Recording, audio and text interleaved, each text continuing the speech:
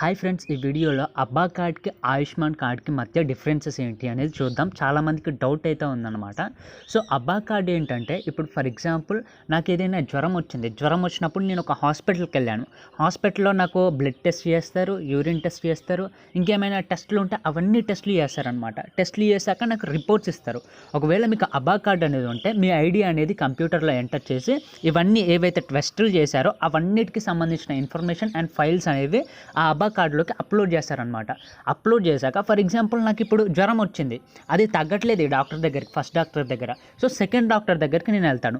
అప్పుడు మళ్ళీ నేను రీటెస్ట్లు చేయించాలి. ఒకవేళ నేను ఇవన్నీ టెస్ట్లు చేయించినవి తీసుకోబోకుంటే రీటెస్ట్లు చేయించాలి. కానీ ఒకవేళ మళ్ళీ ఆ హాస్పిటల్లో మీ అబ్బా కార్డ్ ఐడి ఎంటర్ చేశారనుకోండి, ఆటోమేటిక్గా మీరు ఏవైతే టెస్ట్లు చేశారో అవన్నీ కూడా వస్తాయన్నమాట.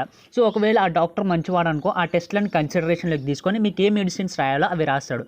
ఒకవేళ ఆ డాక్టర్ మంచోడు కాదు, హాస్పిటల్లో ఎలా చేశారో తెలియదు, నా హాస్పిటల్లో కూడా నేను చెక్ చేయించాలి, డబ్బులు మిగిలించుకోవాలనుకుంటే మళ్ళీ టెస్ట్లు అయితే చేస్తారనమాట. కాకుంటే ఇది ఆన్లైన్లో ఎంటర్ చేసి ఉంటుందన్నమాట. ఎవ్రీథింగ్ ఒక 5 ఇయర్స్కి సంబంధించిన మీరు చేయించుకున్న టెస్టులు కూడా అన్నీ కూడా మీ ఆన్లైన్లో ఆ ఐడి మీద అయితే ఎంటర్ చేసి ఉంటుందన్నమాట అబ్బా కార్డులో. సో మీరు ఎన్ని ఇయర్స్ అయినా ఏం వచ్చినా కూడా మీకు అవన్నీ హెల్త్కి సంబంధించినవి ఆ అబ్బా కార్డ్ మీ ఐడి మీద అయితే ఎంటర్ చేసి అయితే ఉంచుతుందన్నమాట. సో ఇది మెయిన్ థింగ్. సో ఇప్పుడు ఆయుష్మాన్ కార్డ్ అంటే ఏంటంటే, ఇప్పుడు మన బేసిక్గా ఆరోగ్యశ్రీ కార్డు ఉంది కదా తెలంగాణలో, ఆంధ్రప్రదేశ్లో.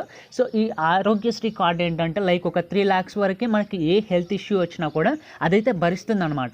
సో ఇట్లనే సేమ్ మనకి సెంట్రల్ లెవెల్, ఇది స్టేట్ లెవెల్లో స్కీమ్ అనమాట. సెంట్రల్ లెవెల్లో ఆయుష్మాన్ కార్డ్ ద్వారా ఏంటంటే 5 lakhs వరకు మీకు ఏ ఆరోగ్య సమస్య వచ్చినా కూడా గవర్నమెంటే భరిస్తుంది. మీరు ఎలాంటి చేయాల్సిన అవసరం లేదు. జస్ట్ ఆ కార్డ్ తీసుకెళ్ళి హాస్పిటల్లో కొన్ని జిరాక్స్లు ఇచ్చేసి వాళ్ళు కొన్ని థింగ్స్ అయితే అడుగుతారు, అవన్నీ ఇచ్చేస్తే 5 lakhs వరకు అయితే అదైతే సర్వ్ చేస్తుంది అనమాట. మన ప్రియతమ నాయకుడు రాజశేఖర్ రెడ్డి గారు ఈ ఆరోగ్యశ్రీ కార్డ్తో ఎంతోమంది లబ్ధి అయితే పొందారనమాట. సో 2 థింగ్స్ అయితే నాకు రాజశేఖర్ రెడ్డి గారిలో చాలా బాగా నచ్చుతాయి. నేను 19 years వ్యక్తినైనా కూడా నాకు రాజశేఖర్ రెడ్డి గారిలో 2 విషయాలు బాగా నచ్చుతాయి.